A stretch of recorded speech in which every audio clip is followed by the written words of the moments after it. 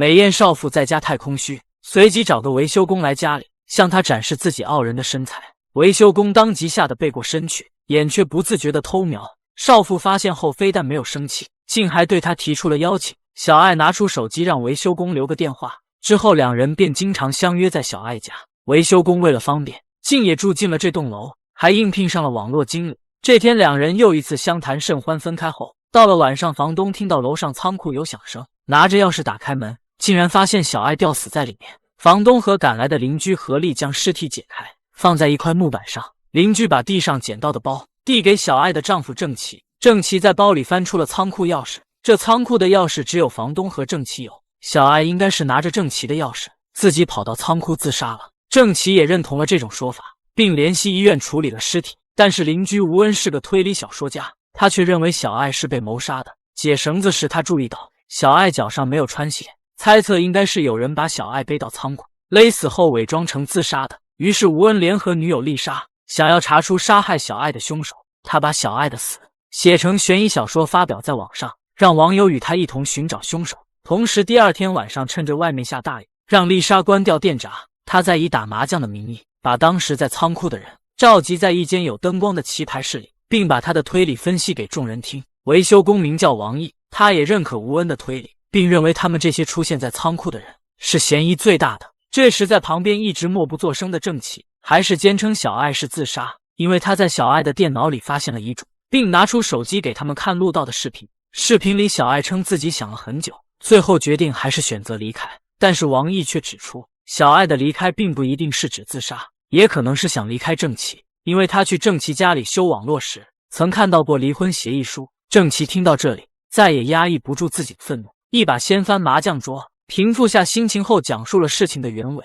原来他早就知道自己妻子与王毅的事，因为他是医生，小爱才会嫁给他，这样对有哮喘的小爱来说能省一大笔治疗费用。但是结婚后他却给不了小爱幸福，小爱也提出过离婚，还打印好了离婚协议，但是出于男人的自尊心，他不想离婚，还偷偷把哮喘药的剂量加大，想让小爱对药产生依赖性，以为这样他们就不会分开。同时他还在家里的空调出风口安装了摄像头，发现了王毅跟自己妻子的事，但是他一直装作不知情，还经常在医院加班给他们提供方便。现在王毅自己竟直接暴露了这件事，这等于撕开了他一直以来的伪装。但是小爱并不是他杀的，他是有想过要动手，但是身为医生的他有很多种方法能让小爱悄无声息地死在家里，而不需要到仓库这种地方。吴恩觉得他没必要撒谎，那凶手不是郑奇又会是谁呢？在郑奇收拾散乱的麻将时，吴恩和房东出来抽烟，房东让吴恩赶紧把网上的小说删了，不然他的房子没法出租。但吴恩却称如果不抓到凶手的话，他的房子更没有人租。于是被说服的房东和吴恩用手机照出的灯光一起寻找线索，两个人在整栋楼查看了一遍，然后来到仓库所在的6楼，这一层都是无人居住的空房间。走到楼道尽头时，两人发现贴着封条的仓库门竟又被打开了，租客的孩子小九出现在两人身后。吴恩注意到小九手里把玩的正是一个哮喘喷雾，随即叫住他接过喷雾，并询问这个是在哪找到的。小九带他们来到配电室，两人借着手机的光走进去。经过一番查找后，房东在地上发现一截美甲，吴恩推断这里可能就是案发现场，凶手应该是在这行凶后把人背到仓库，再用麻绳吊起来了。两人赶紧回到棋牌室，把线索给郑奇和王毅看。郑奇拿起美甲片仔细观察后，确认是属于小爱的。吴恩也说他在小爱手上见过这个梅花样式，他刚做完美甲时还给丽莎看过。但是郑奇却认为这些证据出现的太巧合了，他怀疑是房东把美甲一直藏在手里，在配电室里对吴恩谎称是刚发现的。王毅也问房东为什么昨天把楼道的监控都拆了，白天拆完监控，晚上小爱就出事了，怎么事情会这么巧？而且房东还是第一个发现尸体的。房东解释是因为之前的设备太旧，要更换新设备才拆的，本来打算今天就装上的，谁想到竟会出事。说着还从口袋里掏出一大团电线。他去仓库是因为丽莎找过来投诉，说楼上太吵了，让他去看看。他们到6楼时，仓库门是锁着的，还能听到从里面传出的手机铃声。他拿出钥匙打开门，顺着声音先看到地上的手机，一抬头才发现尸体。说完，房东望向吴恩，问丽莎怎么没来。此时众人才想起，当时仓库里丽莎也在场，还是经过他的引导才找到尸体，那他也有可能是凶手。但是吴恩立刻否认，丽莎一个女生没办法把小爱背到6楼。王毅却表示有可能是吴恩与丽莎两人合谋完成的，并询问他们是否真的是情侣。吴恩见被揭穿便承认了，他和丽莎确实不是恋爱关系。1个月前丽莎找到他，说能为他的小说提供素材，但是他要找个借口留在这栋楼里，去接近调查小爱。因为她的男朋友赵晨在几个月前离奇跳楼自杀了，死前最后一个联系的人就是小爱。当时他正在为小说烦恼，于是同意了丽莎的要求，让丽莎以他女友的身份住进这栋楼，并成功取得小爱的信任。但现在他们还没查到线索，小爱却突然死了。根据他的推理，凶手应该就在他们几个里面。停电的这段时间，丽莎已经潜进他们房间去找关于凶手的线索了。听到这里，3人才明白吴恩是故意把他们聚在这里打麻将，于是他们把吴恩绑在椅子上，留下房东看住他。郑琦和王毅去找丽莎，两人拿着手电筒出来。郑琦提出分开寻找快一些，王毅便一人去了楼下，而郑琦慌慌张张地来到仓库前，他想把之前藏的药品转移。此时丽莎正好也来到仓库，但是刚进去就听到门口有响声，他倒退一步踩到了地上散落的药品，转身后看到了昏倒在地的郑琦，在朝门口看去时，赫然看到穿着一身黑衣低着头进来的人竟然是王毅，他手里还拿着一把锤子。最后丽莎也被他打伤，头部流血晕倒在地上，他把丽莎扛在肩膀上走出仓库，捆住手脚放在一个浴缸里，打开水龙头后就离开了。而此时棋牌室里，吴恩一直劝房东解开手上的绳子，因为他发现郑琦和王毅出去那么久还没回来，如果他们其中一个是凶手的话，那丽莎就会有危险。但是房东却还是认为吴恩更可疑，而且就算他们是凶手，跟丽莎无冤无仇的也不会对他下手。吴恩见说服不了房东，只能强迫自己冷静下来。他给房东复盘了一下现有的线索，忽然发现有可能他把事情想复杂了。他一直在想2把钥匙都在，那凶手最后是怎么出去的？但其实凶手也可以不用出仓库，里面很黑又没有灯，他完全可以躲在暗处，等到有人发现尸体后，再假装是和别人一样刚从外面赶过来就行了。他只需要制造些响声，把人吸引过来。房东他们正是因为听到手机铃声才进入仓库的，那凶手肯定就是最后一个给小爱打电话的人。而手机里最后一通电话是王毅打的，他当时解释是想询问网络信号问题，但以他跟小爱的关系，不需要打电话去问这些。听完吴恩的分析，房东也意识到外面的人可能会有危险，于是立刻给吴恩松绑。两人刚开门准备出去时，发现王毅已经来到棋牌室门口，拿着匕首的郑琦站在他后面。原来郑琦醒来后找到王毅，胁迫他一起来到棋牌室。王毅被吴恩绑到了椅子上，郑琦拿着手机想打给丽莎，却发现接收不到信号，猜测应该是被王毅给屏蔽了。吴恩抓着王毅的衣领问他丽莎在哪，但王毅却什么也不说，他们只好出去寻找。郑琦开始一间一间的敲门，房东上楼时看到小九一个人坐在台阶上，于是让他赶紧回家，留在外面危险。小九说妈妈上夜班了，家里一个人也没有，他还答应了王毅哥哥现在不能回家。房东听到王毅的名字，联想到丽莎有可能被关在小九家。此时吴恩与郑琦也找了小九家门前，两人合力撞开门进到浴室，把丽莎从水里抬了出来。郑琦赶紧给丽莎做急救处理，按压胸腔一段时间后，丽莎吐出呛到的水被救了回来。而被独自留在棋牌室的王毅，利用地上的匕首割开麻绳逃了出来。下楼时正好碰到房东和小九，房东看到他逃出来了，于是叫喊着追了上去。吴恩听到动静出来，刚好看到往楼上跑的王毅，他跑到楼顶来到天台，吴恩紧随其后也追了上来。此时外面还在下大雨，王毅转过身对着吴恩，扬起手里拿的匕首，两人正在对峙时，房东和小九赶到天台，小九喊着哥哥向王毅走去，走到跟前拉着他的衣角，说要和他一起回家。但此时的王毅已经不是曾陪他玩耍的大哥哥了。吴恩见他被转移视线，准备伺机过来，王毅一把拉过小九，挟持了他。吴恩劝他不要再滥杀无辜，但王毅却说赵晨和小爱并不无辜。原来19年前王毅就认识小爱，两人小时候住在同一个小区，小爱还带他在巷尾的黑板上画画。那时候他性格孤僻，没有朋友，小爱是他唯一的伙伴。他们在黑板上画满了画，那是他最开心的时候。可是赵晨和另一个男孩把他们黑板上的画全破坏了。在小爱企图阻止赵晨时，站在凳子上的赵晨双手拍打着手上的黑板擦，让粉笔灰落在小爱的身上，嘴里还嘲笑他们画得太难看。王毅松开紧握的拳头，拿起旁边工具箱里的锤子，砸断了赵晨踩的凳子。趁赵晨摔在地上时，小爱拉着他跑了。躲起来的两人约定，这件事他们谁也不告诉。第二天，王毅带着画笔去找小艾，正好看到手臂骨折的赵晨被他妈领着找小艾妈讨要说法。小艾妈说女儿回来一直咳嗽，医生检查说可能会变成哮喘。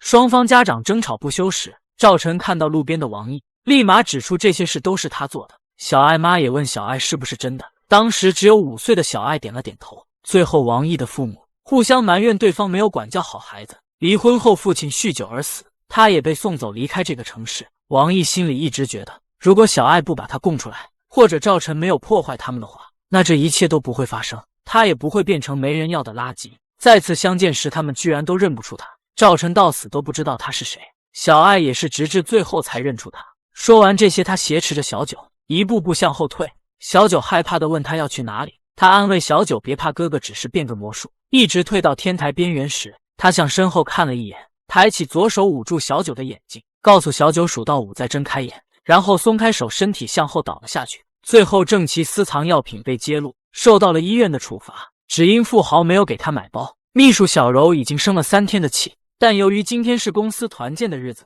他也不好当场发作，只能暂时先将这件事放在一边，专心准备着露营的东西。然而当他一扭头，却发现富豪居然在跟财务一起散步。小柔顿时变了脸色，暗暗决定等晚上再跟富豪算账。但一夜过去，他却只等来了富豪的死讯。警方赶到后，第一时间封锁了现场，展开调查。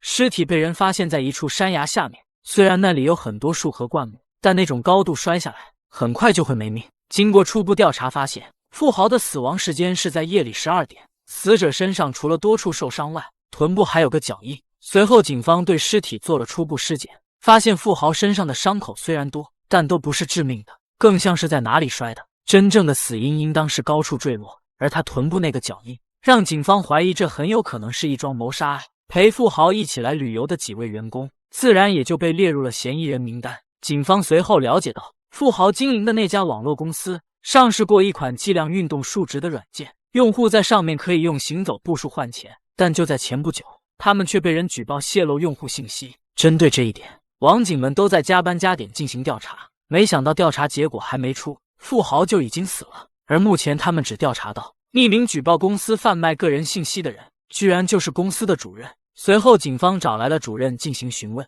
主任称自己是在无意中发现的这件事，悄悄进到办公室并偷偷拍下了富豪倒卖用户资料的照片。主任的这种行为，就算最后举报成功了，怕是也要进去蹲一下。但对于主任举报的理由，秘书小柔却嗤之以鼻，因为他早就看出来，主任哪里是想帮富豪，他不过是想自己上位而已。随后小柔称自己曾看到财务和富豪经常一起悄悄说着什么事，想来那个同伙应该就是财务，而他的这个怀疑也很快就被证实了。在随后的询问中，文员表示曾听到过富豪和财务的对话，内容正是倒卖用户个人信息以及被举报后如何甩锅。有了文员这个人证，财务也只能承认了自己的罪行，但他却说自己只是帮忙卖信息，并没有杀害富豪。毕竟怎么说，两人都是同一根绳上的蚂蚱。而据他所说，案发当天富豪曾约他晚上10点在树林里见面，还神神秘秘地说有事跟他讲。但当他准时到地方时，富豪却没有如约出现，而是到了11点多才找了过来。当时财务注意到富豪受了伤，嘴里还嘀嘀咕咕说见了鬼，但他却没怎么在意。就在这时，远处闪过人影，富豪便紧张地让财务先回去，改天再一起谈事情。而财务也就回了帐篷睡觉。听完财务的叙述，再结合富豪的死亡时间，警员觉得富豪一定是遇到了什么事情，而财务也很有可能是富豪生前见过的除凶手外的最后一个人。果然就在后面的讯问中，主任承认自己做了一些不好的事情。他当晚想跟富豪开个玩笑，便戴上了假发面具躲在了富豪帐篷里。谁知富豪却迟迟没有进帐篷，正当他想换个位置继续吓富豪时，却一出帐篷就跟另一个戴假发面具的人撞了个正着。两人看到对方都吓了一跳，以为自己见到了鬼。主任更是慌不择路地跑进了树林，但他缓过神来后，便想办法又去找到富豪。在富豪路过一片树林时，他猛地跳了出来，竟将富豪吓得直接倒在了地上。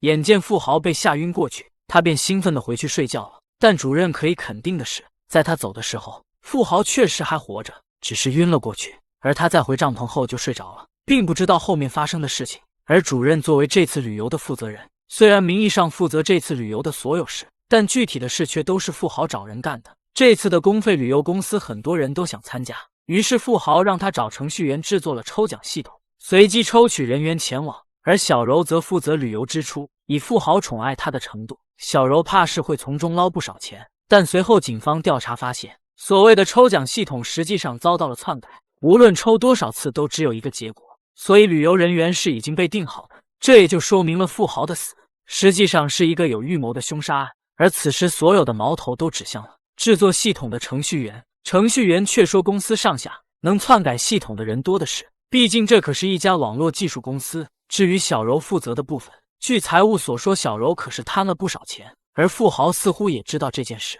员工们也曾在私下议论，富豪为了养小柔套走了公司不少钱。对于这件事，小柔自然是不愿意承认，但他却大方承认了另一件事，那就是富豪臀部的那个鞋印居然是他踹的。当天晚上他本来要跟富豪一起住，但怎么都找不到人，就连电话都打不通。四处寻找一圈后，他便在树林中发现了睡着的富豪，于是他果断朝他脸上泼了瓶水。清醒过来的富豪却是无比慌张，他不停地看着四周，还说自己见到了鬼。他又怎么会知道那是他恶趣味的员工假扮的？而警方调查到小柔的通讯记录，也证实了两人碰面时间比案发时间早很多。但同时警方还调查到，小柔最近居然和富豪老婆联系过很多次。在问到具体原因时，小柔却有些不屑一顾，我这次来露营也是为了和他做个了断。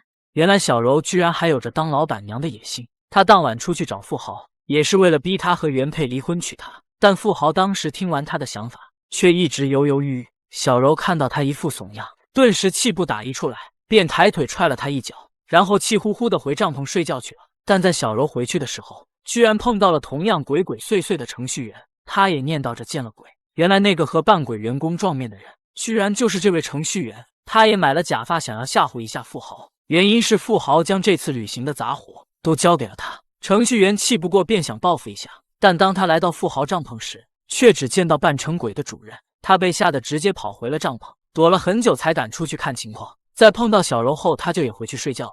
两个不怎么熟悉的人，却在吓唬富豪这方面达成了奇怪的默契。这个巧合让警员都有些哭笑不得，但也让他们开始怀疑富豪会不会是被这两人中的一个吓得失足跌下悬崖。随后接受询问的是公司前台，这个前台有些胆小和口吃，但他实际上却是个小网红，直播时口齿清晰，没有任何问题。但一回到现实生活，前台口吃的毛病就又会冒出来。而当晚他在独自一人直播时，却意外被公司人士表白了。他当即吓得大哭起来，连声说自己不配。但他这种极端性格却不是天生的，而是在被富豪潜规则后留下的心理阴影造成的。人事在得知事情经过后，便要去找富豪算账，而前台则在情绪冷静下来后，回到了帐篷休息。他回去的时候还遇到了小柔，小柔也证实了他的不在场证明。至此，前台暂时解除了嫌疑。然而最后被询问到的人士，却一上来就说自己想杀了富豪，因为他偷偷暗恋着前台。这次旅游是想借机表白，没想到却从前台那里得知了潜规则的事情。于是他在表白失败后，扔下花就要去找富豪算账，但怎么也找不到人，人事便也先回了帐篷那里，准备等富豪回来再进行报复。哪知富豪居然一晚上都没有回去，而他所说的前台都能够为他作证。至此，人事的嫌疑也算暂时解除了，询问基本告一段落。但对于杀人凶手，警方却还是一头雾水。这时技术部传来的消息，原来那个抽奖系统居然是被富豪篡改的。他这样煞费苦心，把所有和自己有仇的人都安排进这次旅行，到底是为了什么？总不会是为了给自己添堵吧？就在这时，富豪公司却传出消息，公司所有人居然收到了同一条短信，而短信上的居然是程序员的遗书。警员趁机溯源查到了发短信的 IP， 这才发现遗书居然是富豪发出的。至此，警员也明白了一切，原来这次旅游都是富豪安排的，而他其实是想要置程序员于死地，但却阴差阳错害死了自己。但富豪为什么要对一个程序员下手呢？警员的直觉告诉他，这件事应该和倒卖用户资料有关系。于是警方再次提审了和富豪一同倒卖资料的财务。在一连串的证据面前，财务终于也顶不住压力，交代了所有的事。原来自从公司被举报，富豪就一直焦虑的寝食难安。于是他找到财务商量，想要从公司内部找一个替死鬼，而他所选的人正是程序员，因为以他的能力，绝对能够潜入系统获取用户信息。随后富豪提出了一个计划，但这个计划却是从小说中学来的。他首先做了一些假文件，并让财务放在了程序员的工位旁，这些文件都是用来指向程序员倒卖客户资料，这样替死鬼就有了，然后再设法让程序员意外死亡，这件事就能彻底扣在他身上了。晚上富豪和财务外出的那一次，便是想将程序员骗去并推下山崖，哪知却遇上了扮鬼的主任。为了避免暴露，两人就没有动手，这也就给了凶手可乘之机。就在这时，一直在周边搜索的检验科也传来了新消息，就在富豪坠崖地方的松树上，他们提取到了一些新鲜血液，而经过比对，这些血液的主人居然是程序员。于是警方连夜传唤了程序员，在确凿证据面前，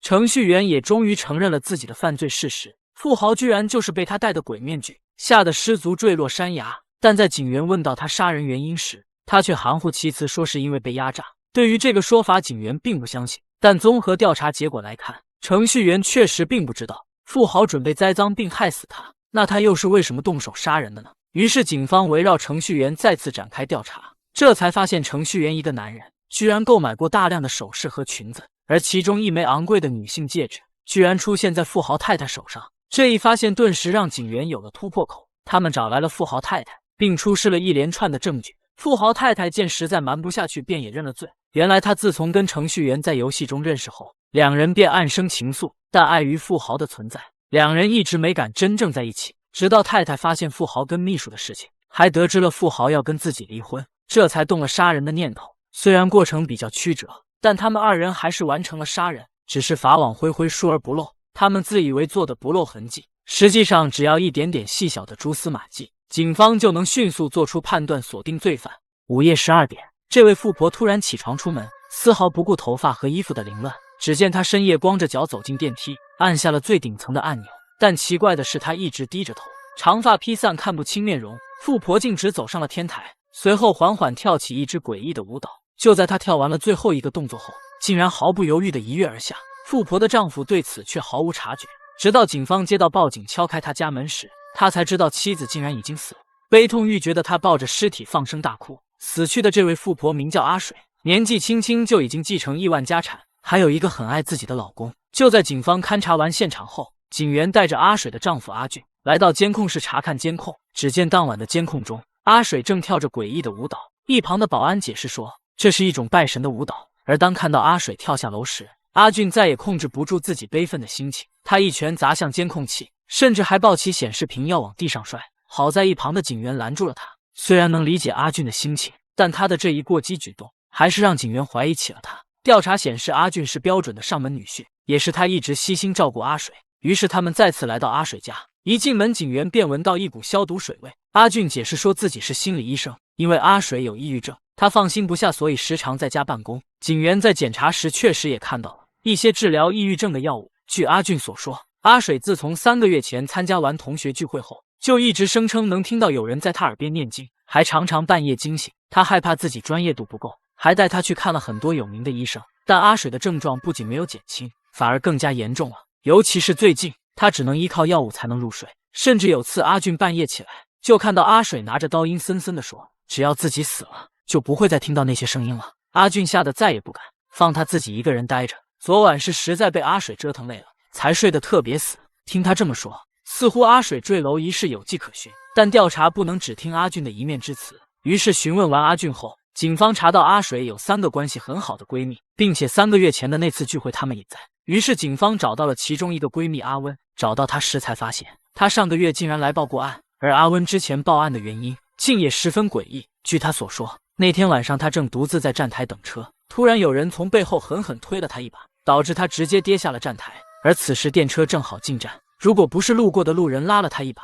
可能她现在就已经和阿水去同一个地方了。她被救后没有看到推她的那个人，所以才害怕的来报案了。但是当天的站台监控却没有拍到阿温身旁有人，而监控中的阿温像是被一个看不见的东西推了一把，径直跌下了站台。后面就和阿温说的一样，但这件事当时是以阿温加班时间过长，所以精神有些恍惚下的结论。但现在结合阿水的案件，似乎又没有那么简单。于是警方又找到第2个闺蜜阿南家，不成想阿南这里也有事情发生，虽然不致命，但也很是诡异。原来就在昨晚阿南睡觉时，她突然感觉自己漂浮了起来。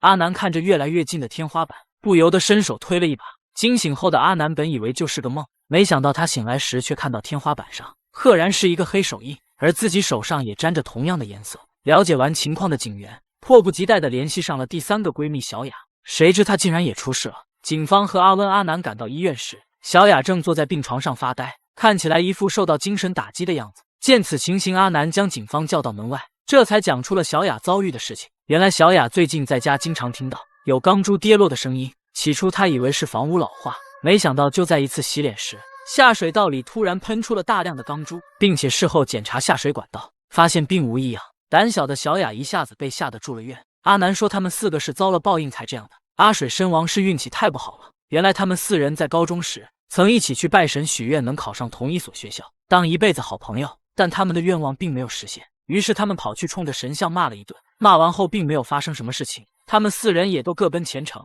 直到3个月前阿水回国，恰好赶上高中同学聚会，他们才又见了面。见面时阿水还给他们每个人都送了礼物，也正是那次之后，他们才开始遭遇各种怪事。这种说辞警员明显是不信的，警方也只是怀疑作案人员和他们4个相属，或者就在他们中间。然而就在阿温看望完小雅准备回家时，阿南却叫住了他。原来他的包忘在了医院，但就在这时，一旁楼上的巨型广告牌呼啸而下，和楼下的阿温擦肩而过，只差一点就能要了他的命。一名警员反应迅速，立即前去楼顶寻找凶手。阿温被吓得瑟瑟发抖，阿南见状提出开车送他回家。这边追踪凶手返回的警员告知，楼顶安装广告牌的位置确实有被动过的痕迹，动手的很有可能就是凶手，可惜被他逃脱了。不过这样也算是排除了闺蜜3人的嫌疑，现在看来唯一还有嫌疑的就是阿水的老公了。然而就在这天夜里，警局却又接到了阿温的报警电话。原来就在阿南送阿温回家的路上，他的车突然刹车失灵了，眼见车子径直冲向了河道，惊慌失措的2人立即选择了跳车。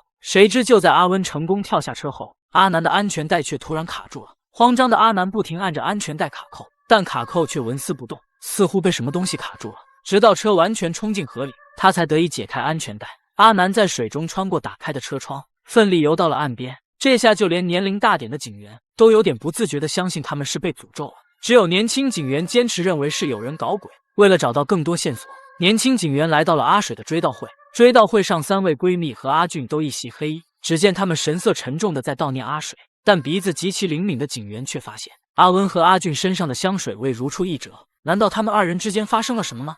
然而就在警员准备离开时，突然一个人引颈直冲向阿俊，但警员很快反应过来，将阿俊推到一边。这时大家才得以看清，那人手里拿着一把刀，他竟是要杀了阿俊。到底是谁对他有这么大仇恨呢？这个人会不会就是一切的始作俑者呢？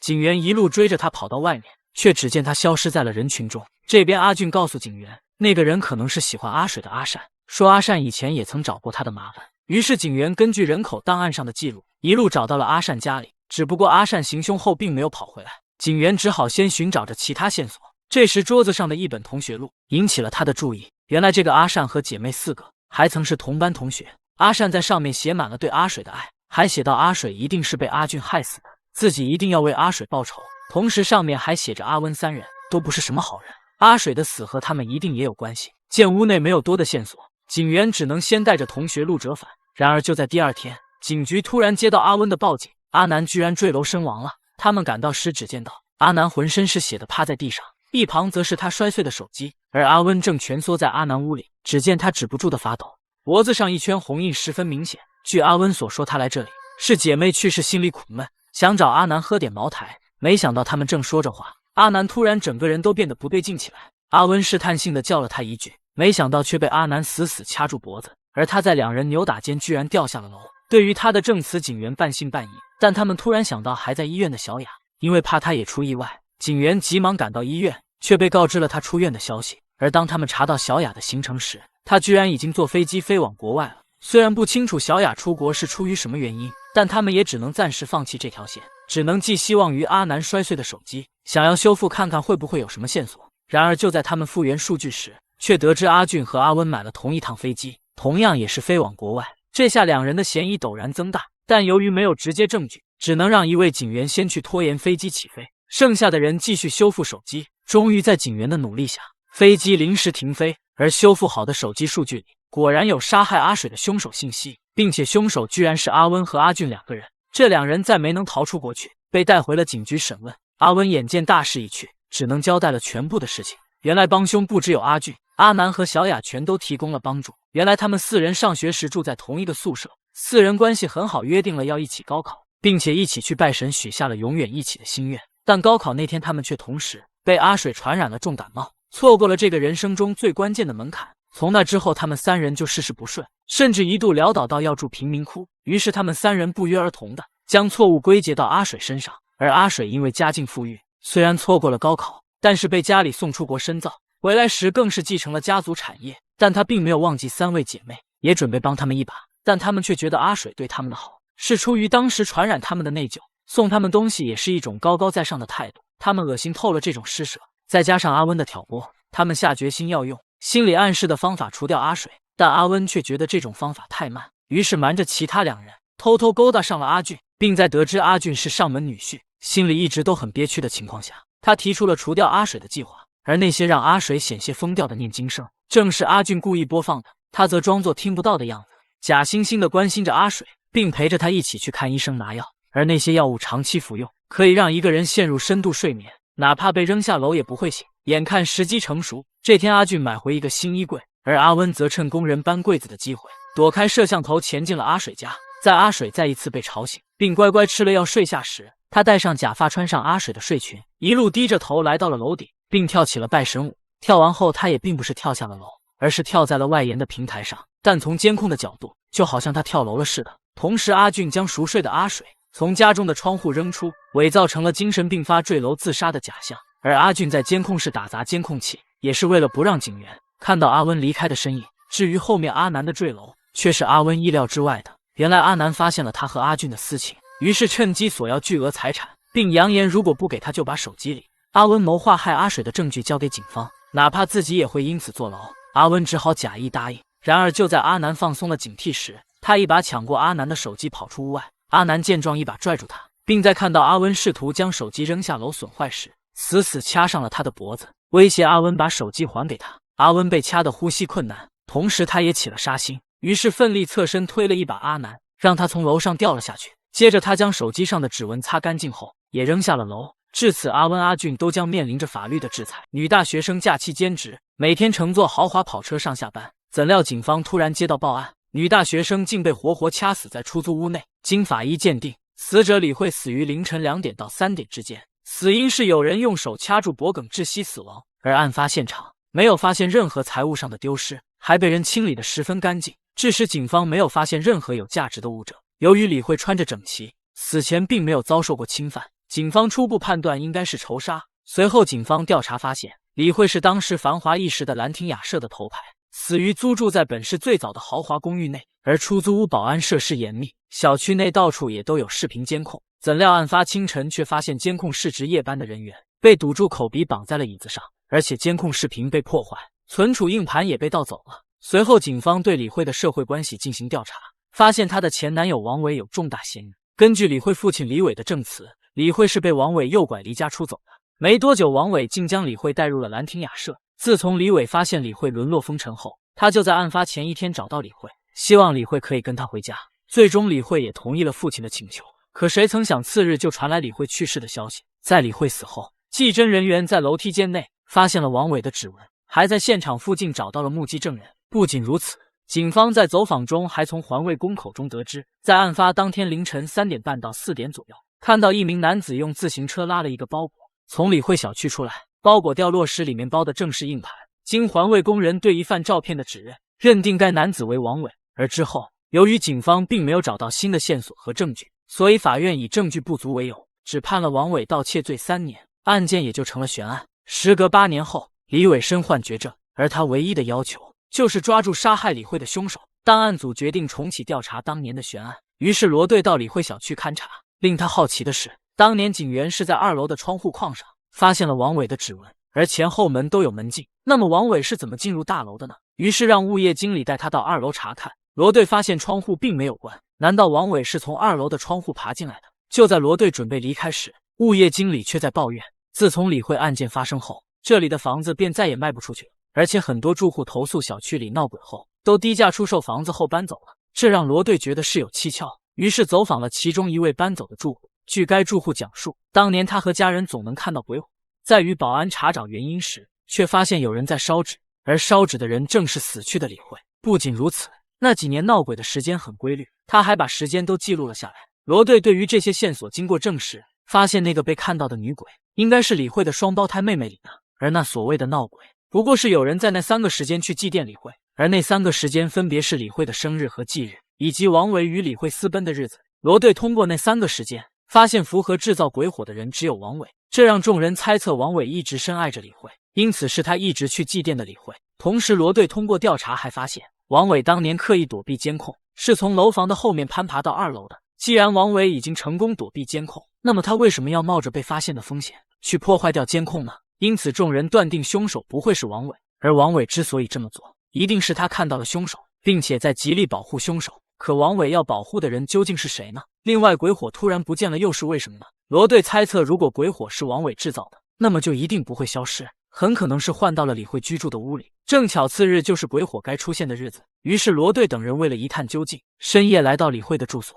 谁曾想在李慧家门口，竟真的等到了前来祭奠的王伟，也就正式排除了王伟的杀人嫌疑。而之后在罗队的劝说下，王伟也终于说出了当年他和李慧私奔的原因。原来王伟自父母双亡之后，一直寄住在叔叔家，因为经济上的问题使王伟无法继续上学。李伟为此特意找他叔叔争辩，甚至还将王伟带回家中教育。也就是那时，王伟与李慧2人互相产生了感情，而李慧厌倦了父亲提前规划好的人生，于是拉上王伟和他一起私奔。一开始2人过着苦中作乐的日子，但却很幸福。可不到半年，李慧便无法忍受艰苦，王伟见状便主动提出回家。但当他们向李伟认错时，李伟却并不原谅他们2人。李慧见此心灰意冷，你死的还别给我回去！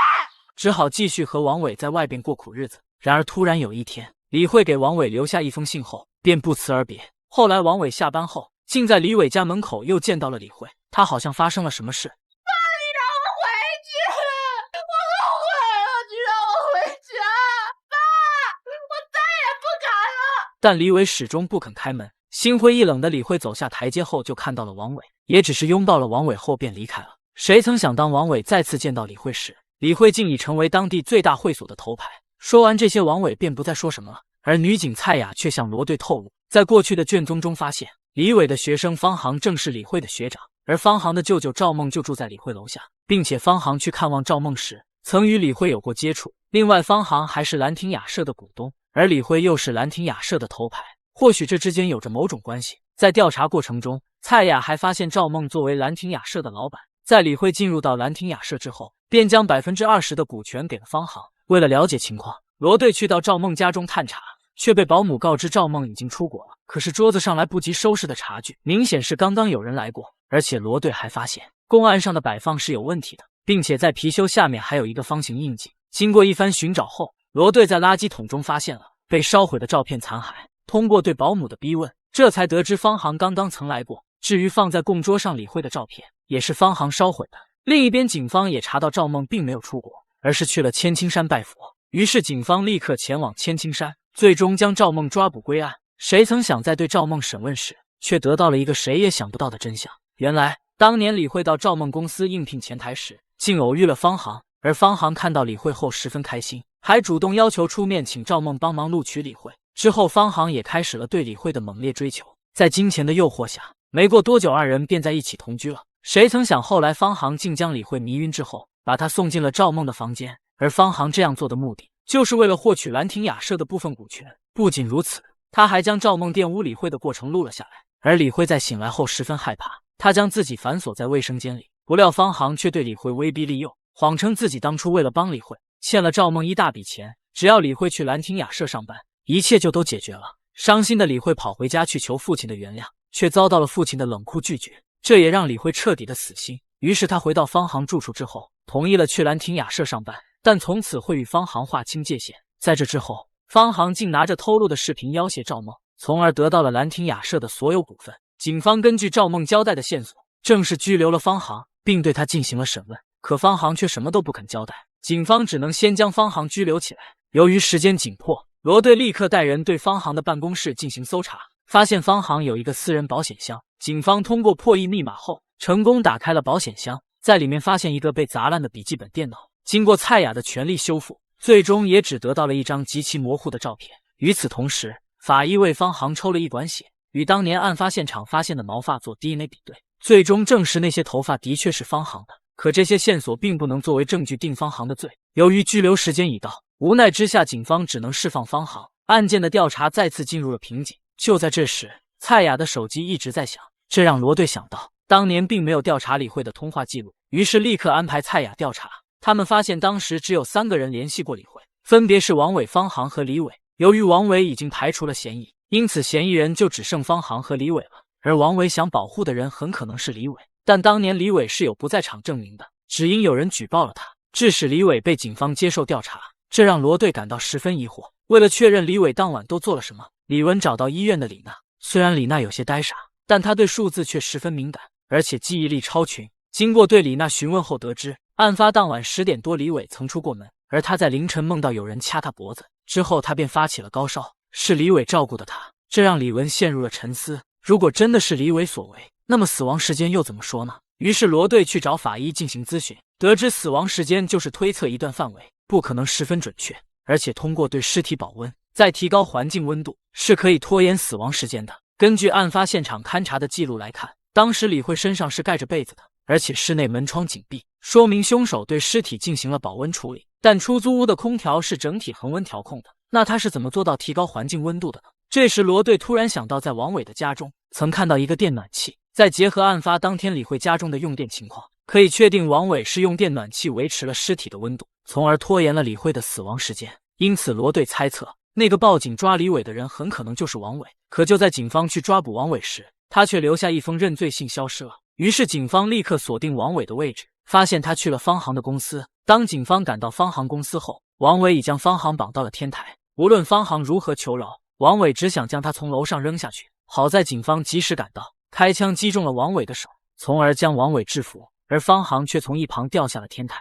幸亏罗队眼疾手快，上前抓住了他的脚，这才将方航救了上来。可警方对王伟进行审问时，王伟依旧不肯指认李伟是凶手。谁曾想就在这时，李伟自知时日不多，在警方的陪同下回到家中，并说出了当年的真相。原来在8年前，李伟认为是王伟诱拐李慧离家出走，一直不肯原谅他们，直到李伟在电视上看到李慧在兰亭雅舍被抓的新闻，这才发现李慧已经堕落到了此种地步。爱女心切的李伟最终还是妥协了，他主动找到李慧，并让李慧跟他回家。李慧听到父亲的忏悔后，最终也决定跟李伟回家。可到了第2天傍晚，李伟始终都没有等到李慧，于是气冲冲地去到李慧的住处。不论李伟怎么劝说，李慧也不愿回去。李伟一气之下，将李慧的东西都摔到了地上。没想到李慧竟出言激怒了父亲，最终导致李伟失手杀了李慧。事后，李伟留下了字条认罪，他准备安顿好李娜就到警局自首。可当他回到家，却发现李娜发烧无人照顾，而他也因有人举报他嫖娼被抓到了警局。当李伟到了警局，再三考虑后，为了李娜便放弃了自首。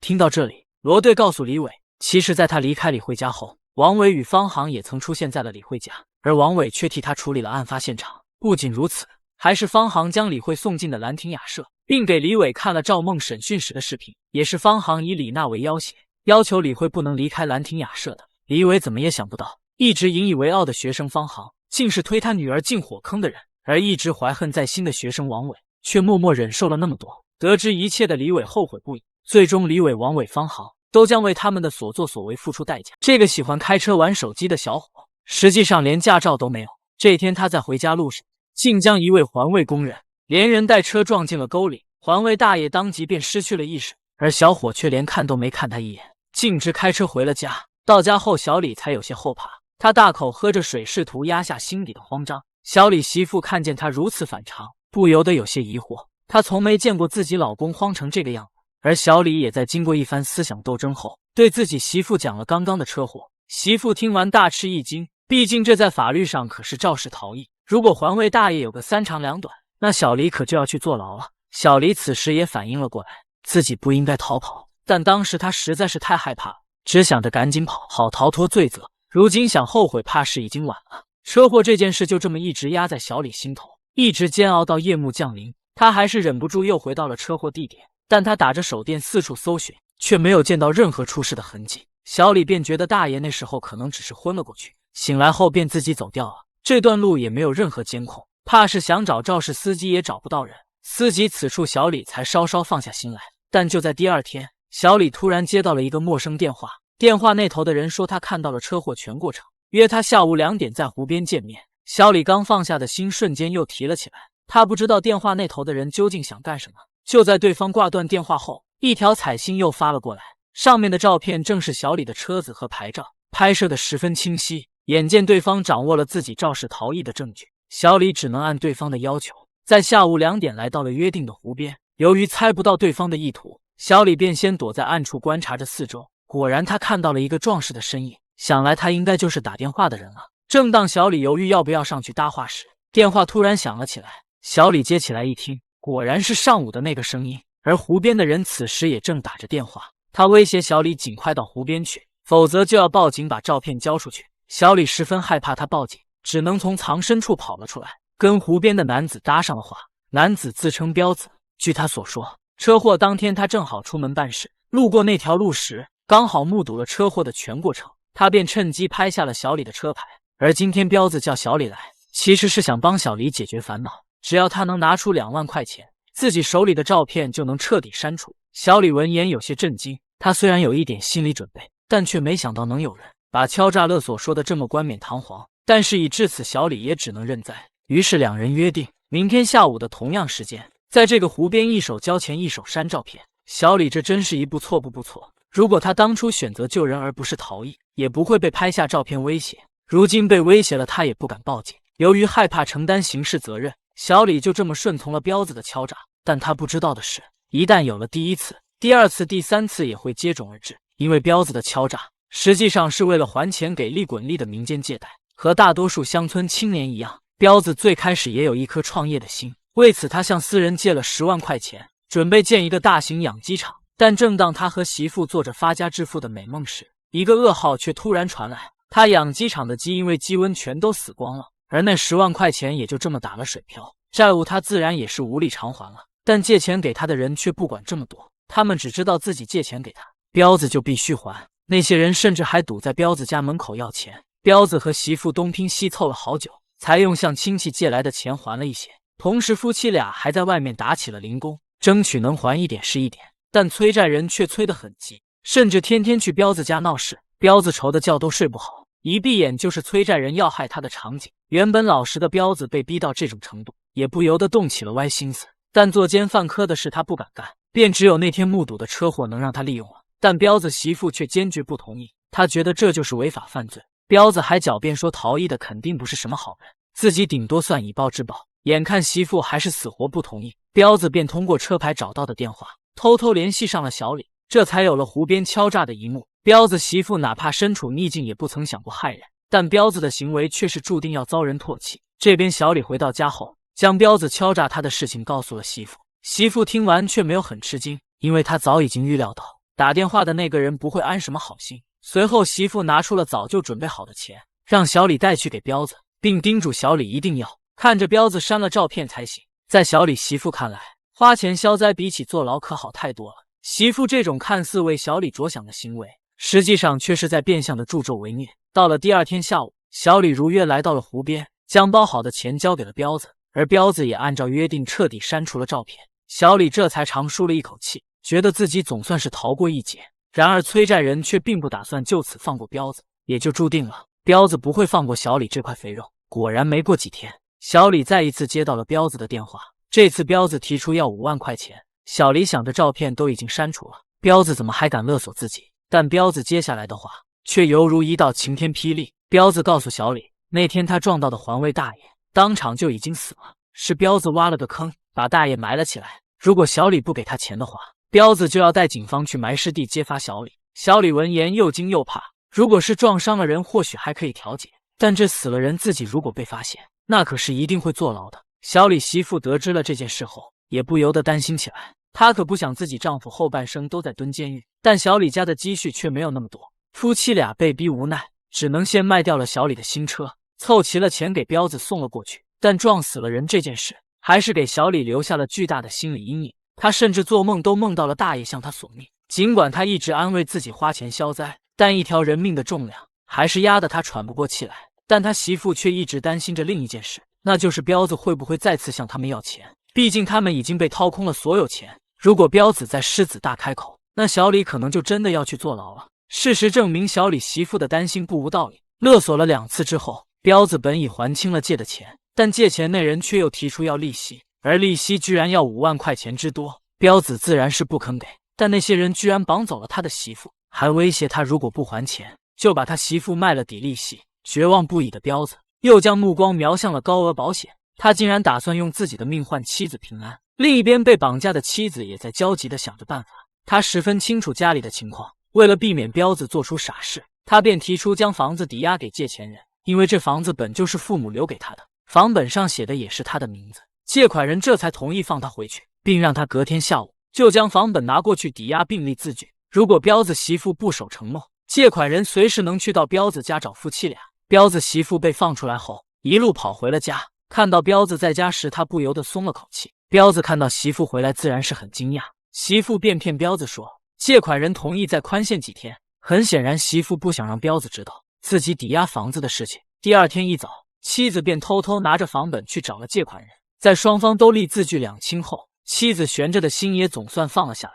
他回家告诉彪子，自己找朋友借到了钱，已经还上了借款人要的利息。实际上，他却暗暗下决心要努力挣钱，争取早点把房子赎回来。但就在这天晚上，彪子媳妇却发现了一些猫腻。前2次敲诈时，彪子都骗他说是找一个朋友借的钱，但当媳妇打电话给对方表示感谢时，对方却说自己没有借钱给彪子。媳妇闻言觉得有些不对劲，随后他翻看了彪子的通话记录，果然看到了一个多次呼叫的陌生电话。而当他打过去时，对方却说着什么实在没钱了，让彪子不要再敲诈他了。这下妻子总算明白那些钱是哪里来的。他挂断了电话，就找来了彪子。妻子实在无法相信，原本老实本分的丈夫居然能干出这种丧尽天良的事。而彪子也在妻子的说教下意识到了自己的错误，他将全部实情告诉了妻子。原来那个被车撞的环卫大爷并没有死，是他带着大爷去了医院，检查之后也没什么太大问题，所以小李就算被抓到，也可以和大爷进行调解，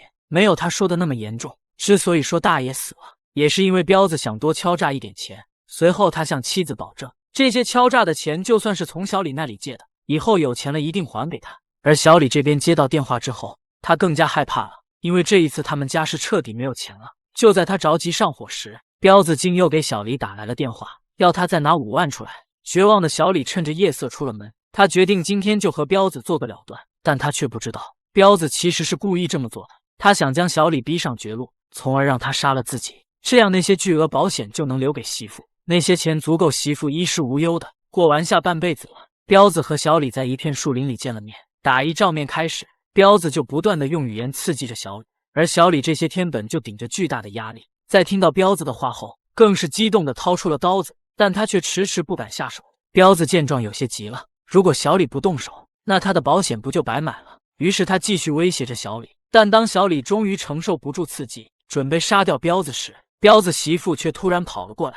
原来她得知丈夫买了保险后，便猜到了丈夫想要干什么，而她也及时找了过来。但小李此时却不肯罢休，他被彪子刺激的满心只剩杀意，直到彪子媳妇告诉他环卫大爷并没有死，小李这才停下了手，错愕地看着夫妻二人。随后媳妇又哭着抱住了彪子，原来她已经检查出来了怀孕，不想让未出世的孩子失去父亲。至此，彪子和小李才终于冷静了下来，二人心平气和地将这件事聊了一下，当即决定一起去自首。但在这之前，小李还想让彪子带他去跟环卫大爷道歉。虽然大爷没有受伤，但毕竟还是自己做错了。在征得大爷的原谅之后，小李总算是松了一口气。考虑到小李和彪子主动自首，并且犯罪行为较轻，对他们二人的刑罚也会适当减少，但那个黑心的借款人却要为自己的暴力催债行为付出代价。